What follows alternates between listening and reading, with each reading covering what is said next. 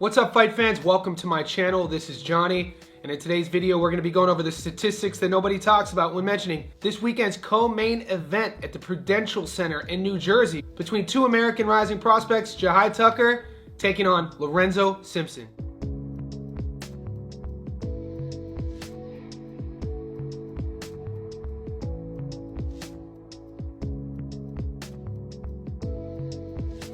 Guys, before I continue, I want to say thank you to all the new subscribers. Thank you to everybody who's been with me since day one. If you haven't already, could you please like this video? Could you also remember to hit subscribe and do one more thing for me? Go down to the bottom of your screen and click the bell notification button so you can be reminded every time I put something out that's new. Let's get into this. All right, guys, we have another busy week of boxing. If you're following along on the channel, we've gone to the UK to cover the fights in Birmingham. We featured the Galal Yafai fight. We also featured in Tokyo, Japan, the main event at 147 pounds for the world title between Brian Norman Jr. and Jin Sasaki. And in today's video, we're going back to the USA. We have a battle of Brooklyn versus Baltimore. Two guys under the age of 25 who are looking to make a statement in the 160-pound division. The one-loss Jahi Tucker takes on the two-loss Truck Simpson. This is a battle of styles. This is also a fight that initially started on social media. These are guys who have sparring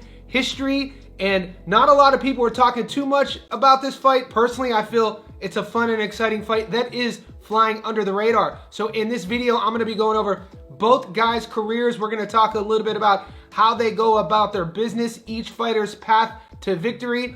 And stay tuned to the end of the video. Like always, I'm going to be going over those Las Vegas odds and be giving you my prediction and telling you where to put your money.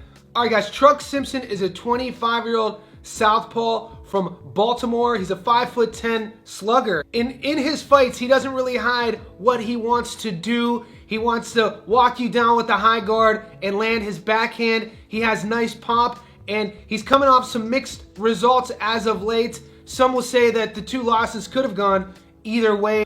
Over his last 4 fights, he has a split decision loss and a majority decision loss, but he's coming off most recently a stoppage victory, and this will be his first time since he turned professional fighting a 10-round fight. With his opponent, Jahi Tucker, we have to remember this is a kid who, as a teenager, signed with Top Rank. He has 1 loss on his record, and that was to fan-friendly fighter Nick Flaz. I gotta be honest with you, I feel like that matchup was a little bit, one would say, too much too soon in terms of where Jahi was in his development. And I also want to mention on both guys, Truck and Tucker, neither one is a finished product. Like I always say, one's 25, one's 22. And in my opinion, they're both still figuring out what sort of fighters they are. With Tucker, he moves a lot. He's going to have a lot of the sort of unorthodox advantages. He doesn't really like showing you the same look too many times in a row. Think about some of the things that Jaron Ennis does in the ring regarding his footwork, how he moves, the angles he punches at. I see some of that in Jahi Tucker. And with Truck, he's going to be a little bit more traditional in terms of walking in with the high guard, keeping his defense here, throwing the jab to set up his backhand. It is really a contrast of styles. And like I said earlier, there is vitriol on this fight considering both men have been going back and forth on social media. And come the weekend, no more talking. We'll see who comes out on top. Right now, I do want to remind everybody what's at stake in New Jersey this weekend. Jahi Tucker and Lorenzo Simpson will be the co-main for the main event. Vito Melnicki and Kamil Garzelek. I just wanted to mention that. A sparring story is at the center of this narrative, an online feud that has escalated between the promising middleweights Jahi Tucker and Lorenzo Simpson. They will settle their grudge over 10 rounds on June 21st at the Prudential Center in Newark, New Jersey. Tucker, who was born in Brooklyn, and Baltimore's Simpson clash on the undercard of the top-ranked bill headlined by the middleweight contender Vito Melnicki Jr. and Kamil Garzelek. And I quote, "This man is telling everyone that he dropped me in sparring," Tucker said. "That never happened. I beat him around the ring, and I'm going to do it again. For real this time, on June 21st. Truck talked his way into this fight, and I'm going to beat him down for however long it lasts." Simpson countered, and I quote, "I'm glad that he finally took the fight. He spoke on me. I've been going through many things, but I'm focused now. A lot of fighters try to paint this tough narrative, but at the end of the day, we have to fight. This will be a great clash of styles, and I think I can steal the show." The 22-year-old Tucker signed with Top Rank when he was just 17, turning pro in 2020. Earlier in April, he twice dropped the English vet Troy Williamson on his way to a 10-round decision win. Simpson, 25, was a quality amateur, capturing several national titles and championship medals and going 13-0 as a pro before a decision loss to Vladimir Hernandez in August of 2023. A contested split decision defeat by Raiko Santana followed in June, but in February at the Prudential Center, he stopped Trevin Smith in 1 round. This will be Lorenzo Simpson's first fight going 10 rounds. I think that's important to mention considering it's a longer fight. We'll see if the cardio holds up. We'll see if the gas tank holds up. We'll see how he manages the professionalism of a fight going 1-10 if it does last the entire time. And with Jahi Tucker, he feels that his trajectory is a no doubt approach to the top of the mountain at 160 pounds. He feels that he is a level and a class above Lorenzo Simpson regarding his skill set, regarding what he does in the ring, and he thinks that that'll be too much. Right now, I do want to take a closer look at Lorenzo Simpson and see what he's been up to in his career. Guys, Lorenzo Simpson is 15-2 with 9 knockouts. He's not currently ranked at 160 pounds, but he is ranked on BoxRec's algorithm at light heavyweight, 93 out of 1,816. He's fought a total career of 65 pro rounds and brings into the ring a 60% career knockout to win ratio. His adoring fans know him as Truck, and the 25-year-old American is a southpaw, standing at 5'10" with a 68-inch reach. He was born and raised in Baltimore, Maryland, USA. We last saw him fight Trevin Smith, 2-5, stopped him in the first. Santana, 10-4, lost the split in the 9th. Lopez, 11-5, stopped him in the first. Hernandez, 13-5, lost majority decision in the 8th. Pacino Hill, 8-1, UD in the 6th. One of his losses came with overtime boxing where they went an extra round and he lost a decision. And I feel that setup psychologically for any fighter when you have to box that extra round, that has to be difficult. And a lot of people had him up on the cards. His other loss came to Vladimir Hernandez, and going into that fight, he was the favorite. When you think about his arsenal, I don't want to call him one-sided, but everybody knows what he wants to do. He wants to land his backhand. He has nice power. I like what he does with his guard. I like how he sets up his backhand. We'll see if that's going to be enough, though, with the 22-year-old opponent, Jahi Tucker. That's why a lot of people are up on this boxing match, just because of the styles. You're going to see a lot of different looks from Tucker, but with Simpson, the game plan should be walk him down, get control of the front foot, set everything up with your jab, and catch Tucker in a corner and land your backhand. We'll see if that works. Right now, let's take a look at the 22-year-old from Brooklyn. Guys, Tucker's 14-1-1 with 6 knockouts. Out of 2,000 middleweights in the world, he's ranked number 30. He's fought a total career of 91 pro rounds and brings into the ring a 43% career knockout to win ratio. The 22-year-old American is a 5'11" orthodox fighter with a 68-inch reach. He was born in Queens, New York, and resides in Deer Park, New York, USA. We last saw him fight Troy Williamson, 20-3, UD in the 10th. Madera, 14-5, stopped him in the 8th. Fernandez, 8-1, UD in the 8th. Lavalier, 17-4, UD in the 8th.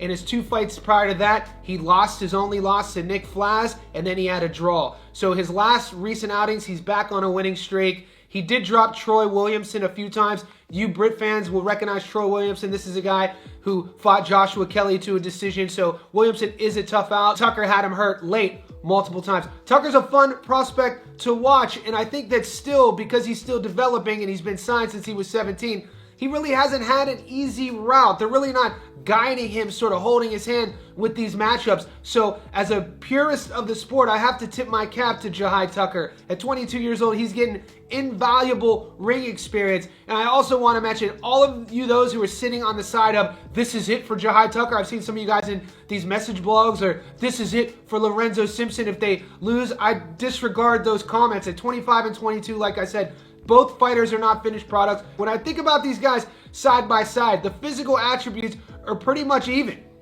3-year age gap, 25-22. Height, 5'10", 5'11". The reach is about 68, the same 69.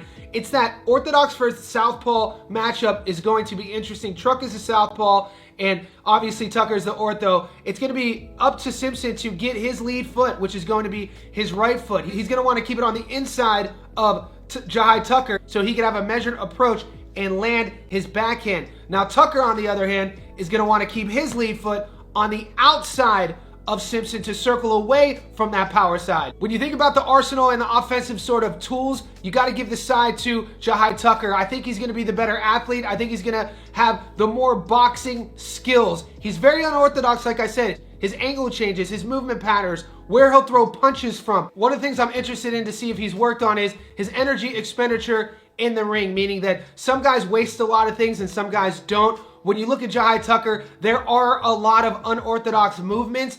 That is his style, and that's what makes him good. But sometimes that could work against an unorthodox fighter. With Truck Simpson, the one thing you have to worry about is where will his head be? He's been on record talking about sometimes he lacks focus or he loses focus within a fight.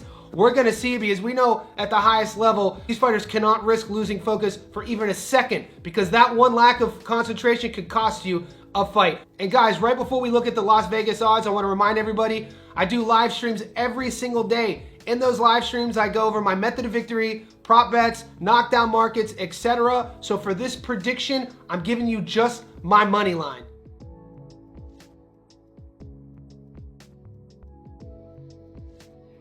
All right, guys, down here in Australia, the betting app that I use is called Sportsbet. So wherever you are in the world, let's get those apps out right now. And currently on the money line, Jahi Tucker is a $1.30 favorite, meaning you put 100 on him to win, you get your money back plus $30. The draw is 15 to 1. Truck Simpson is a $3.90 underdog, meaning you put 100 on him, you get your money back just to win plus 290 bucks. So going into the fight, Truck Simpson is close to a 3 to 1 underdog, and I think these odds are fair, because when you look on paper, when you look at skill set and potential, like I said, I feel Jahi Tucker is actually the wild card regarding that. We still don't know how good he is. When you ask his handlers, they feel this kid can be a world champion. Not saying the Truck at 25 is peaked, but when you look at his style and what he wants to do offensively, I don't see him changing too much as he navigates his career. Will that power be on display against Tucker? We'll see. When I'm thinking about my prediction, I'm going with the favorite. I think it's going to be Brooklyn in the house. I think Jahi Tucker, his trajectory of his career, what he's going to show Lorenzo Simpson, I think he's going to have him confused a bit, fighting off of his back foot. And I think if it were smart, the game plan for Jahi Tucker would be to outbox Simpson, not play the game, not exchange too much, and not trade, because that would definitely be Simpson's path to victory. You guys don't have to agree with me. I'm siding with Jahi. Let me know in the comments section below. Do you think Baltimore is going to get the victory, or will it be Brooklyn? Also, guys,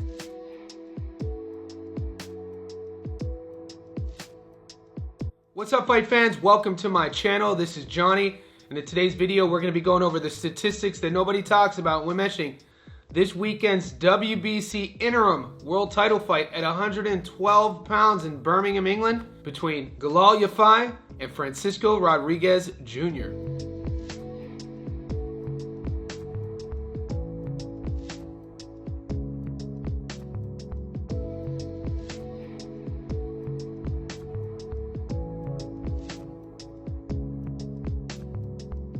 Before I continue, I want to say thank you to all the new subscribers. Thank you to everybody who's been with me since day one. If you haven't already, could you please remember to hit subscribe? Could you also like this video? And one more thing, go down to the bottom of your screen, find the little bell, click that so you never miss a video. All right, guys, this week in boxing is starting off strong. We've already done videos, breakdowns, and predictions on the main event happening in Tokyo, Japan between Brian Norman Jr. and Jin Sasaki. That's a world title fight at 147 for Norman Jr.'s belt. This video takes us to Birmingham, England. You guys know how I feel about the UK fighters. It's an interim fight at 112 pounds between the Olympic gold medalist, Galal Yafai. When this guy turned pro, people were super excited about him, and they still are. 9-0, 7 stoppages. It's only his 10th pro fight. When you see guys with stellar amateur Olympic careers, they get fast-tracked. Galal is one of those guys. He's taken on a grizzled, gritty veteran who has over 45 pro fights in Francisco Rodriguez Jr. He does have 6 losses, but this guy has mixed it up with some of the best in the world. He's only been stopped once. You have to go all the way back to 2013 when he fought the legend, Chocolatito Ramon Gonzalez. Other than that, he's lost decisions to Nakatani, decisions to Ioka. He has a really, really good resume, and it's going to be a really tough challenge for Galal Yafai. So in this video, we're going to be going over both fighters' careers. We're going to talk a little bit about how they go about their business.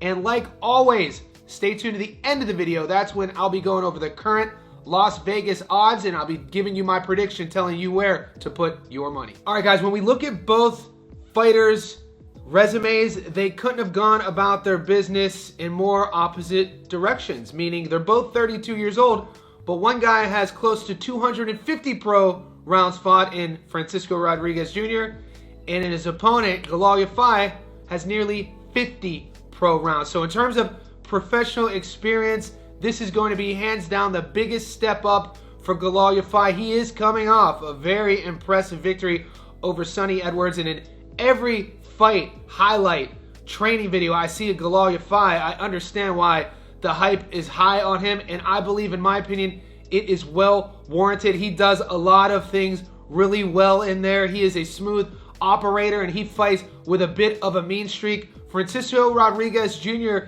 is a guy who's been knocked down, gotten up every single time, been stopped once before, like I always said. He has to be going into this fight with a lot of confidence just in terms of who he shared the ring with. We know about Nakatani. We know what he brings to the table, and Nakatani couldn't stop him. And the same is said about Ioka. When we think about the landscape of the 112-pound division, we have to talk a little bit about the champions, because this is an interim title fight, and the winner is more than likely paired up with a world champion and getting their shot at a world title. Currently at 112, you have Ulis Kawaga with the WBO, Ibuki, and the newly minted top 10 pound-for-pound fighter Taraji has both the WBO and WBC. So you have to think the winner here will be paired up against Taraji and really get an opportunity to show their world-class level. So right now, I do want to remind everybody what's at stake this weekend in Birmingham, England. One more thing I should also mention. When this fight was called, it was the co-main, but the original main event fell through, so now Galal Yafai and Francisco Rodriguez Jr.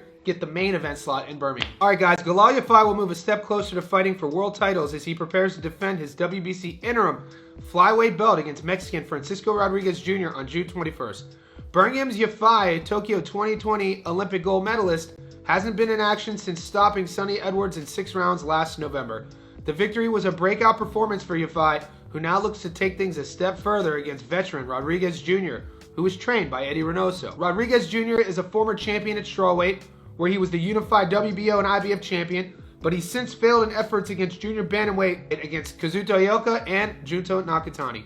The winner will be cemented as the #1 contender for WBC and WBA 112-pound champion Kenshiro Taraji, the ring's pound-for-pound #10 fighter. Before I get into the odds, I want to talk a little bit about my hesitations on this. The narrative going into this fight, like I said, even though both fighters are 32 years old, they've gone about their business a bit differently. The experience, the rounds, the high-level competitors, those opportunities to step up, whether he won or lost, all of that sides with Francisco Rodriguez Jr., but none of that matters to Galal Yafai. Watch him in interviews, see how he carries himself. Watch him go about his business. What have you done for me lately? Look what he did to Sonny Edwards in November. Stopped him. Sonny Edwards retired. Pretty much made him quit in the corner. It was a very impressive performance from Yafai, and that was the performance for me personally to where I was like, wow, this dude is a real deal. He's going to be a problem for every fighter at 112 pounds, and we'll see if the step up is warranted, and we'll see if he has what it takes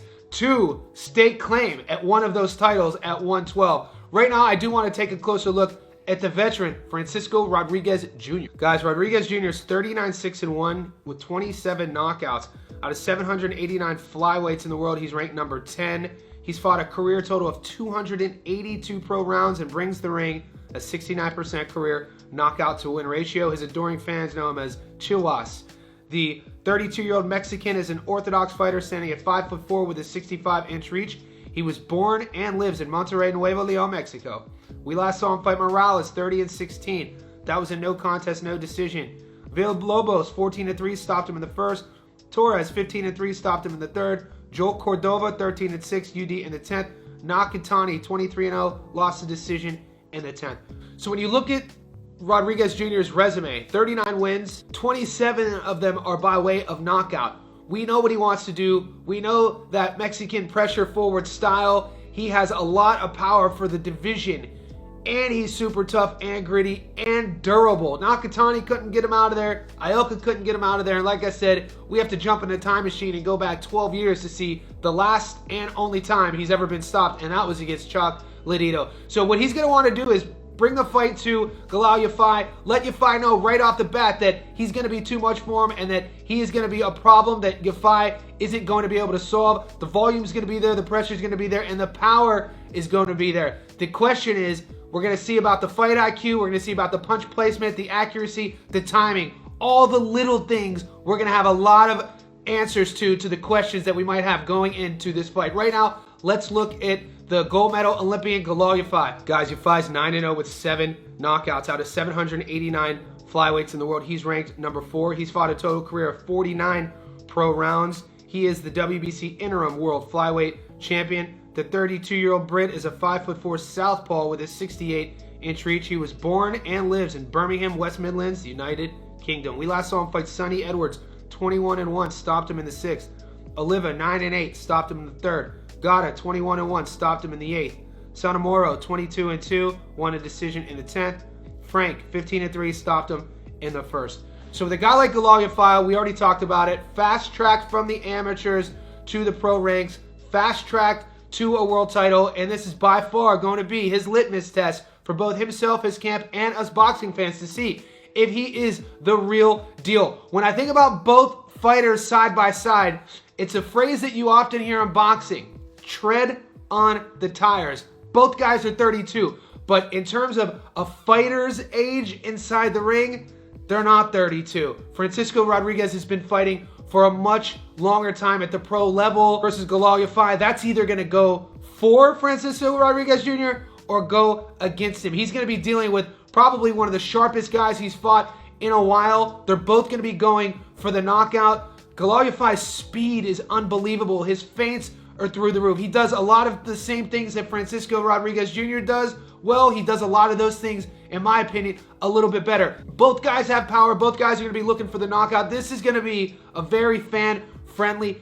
fight. When I'm thinking about my prediction, before we get there, I want to remind everybody, guys, this is my money line prediction. I do live streams every single day, and in those live streams, that's where we start getting into our method of victory bets, our prop bets, our knockdown bets. So stay tuned to the channel and catch those live streams. Make sure you hit the bell notification button so you're reminded on a daily basis when I go live.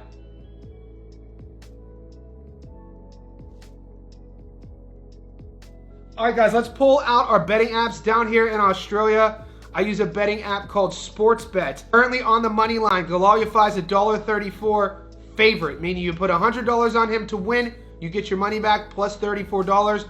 The draw is 16-1. Rodriguez Jr. is an underdog at $3.60, meaning you put $100 on him, you get your money back plus $2.60. So Rodriguez Jr. isn't quite a 3-1 underdog. This is a really hard fight to call and predict, guys. Depending on who I go with, I'm not going into fight night super confident because you got a great argument for both sides. Leaning on Francisco Rodriguez Jr., you got the resume, the world-class experience. He's mixed it up with some of the best fighters in the world. He knows he has the skill set, and he believes he has the tools to beat Yafai. With Galal, you have a guy who's confident. You're not going to find another fighter who's as confident as he is. Like I said, he's the same age, but nearly not in terms of he's just getting started. This guy wants to clean the division out, and he wants to put himself up against the current world champions. When I'm thinking about where I'm putting my bet, my prediction on the money line, I'm leaning on Galal Yafai. There's so much I see in the tape that I really like. I like his mindset going into the fight. I like his fight IQ. I like what he does with his feints, his pressure. Up until now, his power has been world class, and we're really going to get to see a matchup between a guy who thinks he's going here and a guy who thinks he's already there. And we'll see if the one is going to choose to be a gatekeeper or if the one is going to continue on towards his path to becoming a world champion. Guys, you do not have to agree with me in the comment section below. Who do you think wins this very fascinating matchup at 112 pounds?